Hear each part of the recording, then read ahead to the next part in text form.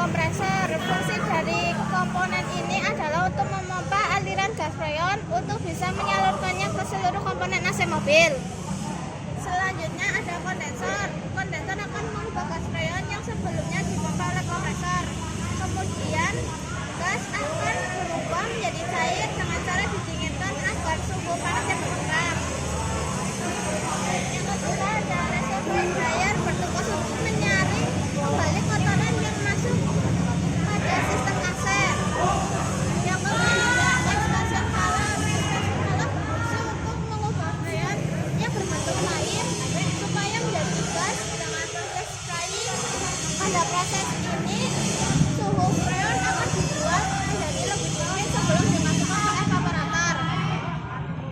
Setelah dari expansion valve, kemudian freon akan menuju ke evaporator.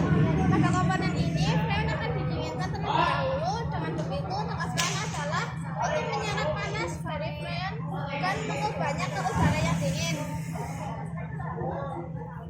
Sekian dari saya. Terima kasih. Wassalamualaikum.